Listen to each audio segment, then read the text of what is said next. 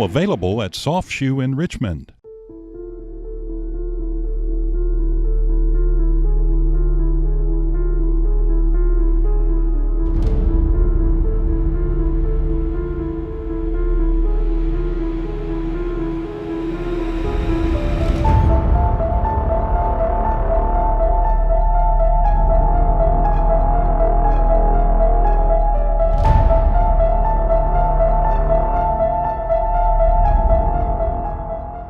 This time on Haunted History, we get a tour of Berea College's more supernatural locations by student Sydney Coleman.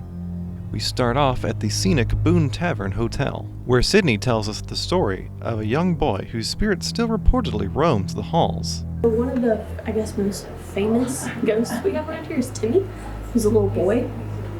And so a lot of people have either heard or they felt like a presence around of Timmy, either like running around or just kind of like laughing, like little boy, because when he died as a little boy in the hotel. Apparently there were some ghost hunters that came here and they were able to sense 40 different ghosts, and then they were able to sense Timmy in the basement, which I thought was really interesting. Now whether Timmy is really here, I guess it would depend if you've really had interactions with Timmy or not, but I personally haven't had any, and I've been in Boone Tavern several times, but there has been people that have interacted or have felt like they've seen Timmy here running in the halls, being like a little kid and just kind of messing around. But that's one of the kind of ghosts that we have. I'm sure there's probably many more, but people kind of really talk about Timmy. Do guests ever say anything? Like they're in their room and they're kind of nervous? Not that I have heard. I don't think if Timmy would be, haven't heard any bad stories about Timmy, like kind of terrorizing guests, or just playing around, just kind of being a kid doing kid-like stuff, but not really like purposely trying to run people out of the hotel. So I think he'd be a friendly ghost. Do you know anything about, you said you did some history work on him. Do you know what happened to him? He got really sick. Was this a hotel at that time too? Yeah, so it was a hotel. So it was, I don't really know the exact timeline of when that would be, but it seemed like he got sick, and maybe like the flu or something, and then that's how he died. My guess is if it was a long time ago, medicine wasn't the best, and so probably that's why, him being a young kid, and that's why he died. Yeah. Yeah, I think we're on this floor. So, yeah. So are there any rooms that people report any activity in or anything? Do you know? Not that I have now. Maybe they have, and I just haven't been told. I honestly probably wouldn't be surprised, maybe, with it being such an old hotel. Like this hallway was pretty.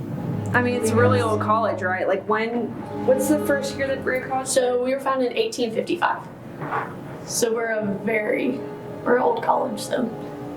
And there's been a lot of different buildings on campus that some have been torn down, so I wouldn't be surprised if maybe some. Right, and I always love the Civil War connection too. The Civil War connection is pretty cool, the segregation and all that. So the history is pretty interesting. Yep. The next stop on our tour is Fairchild Hall. This dorm is home to a legend involving a former female student with a tragic backstory. And so Abigail, she met a boy, she fell in love, and she got pregnant.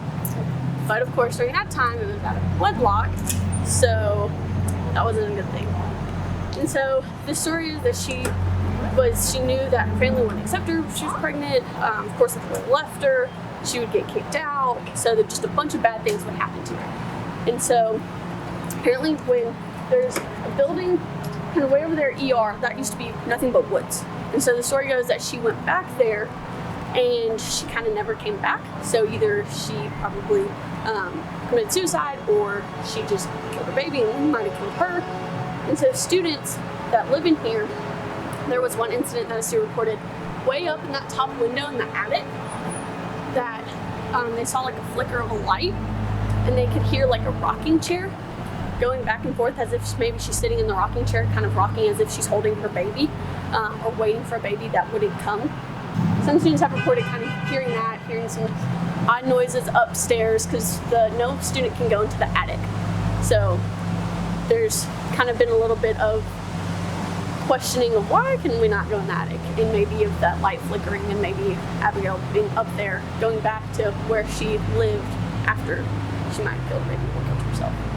The last location Sydney shows us is Pearson's residence hall. Some residents who reside on the 4th floor claim that they can hear mysterious footsteps in the night. On Pearson's, we used to have a football team, and our football team started in 1893, but then it ended in around 1907, 1909. And the story that goes with it is there's a football player on the football team, and supposedly he broke his neck during a football game. But he lived in Pearson's, and so on the 4th floor is supposedly where he used to live. When this used to be a guy's residence hall, at night you can hear just running down the halls. Now my freshman year, I lived on the 3rd floor.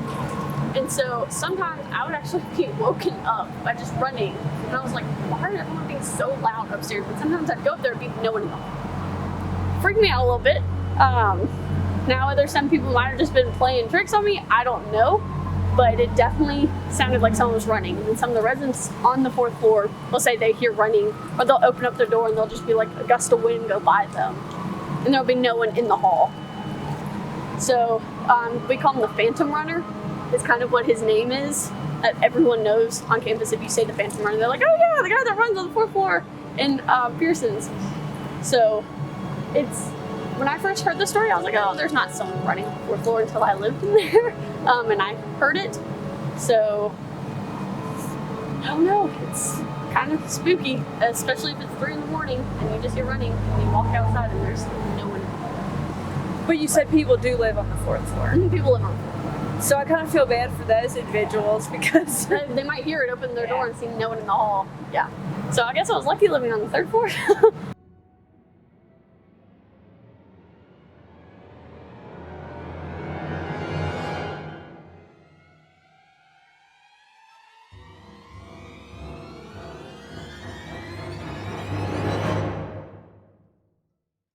For more spooky stories like this, be sure to watch the other installments of Haunted History, only on WBON TV.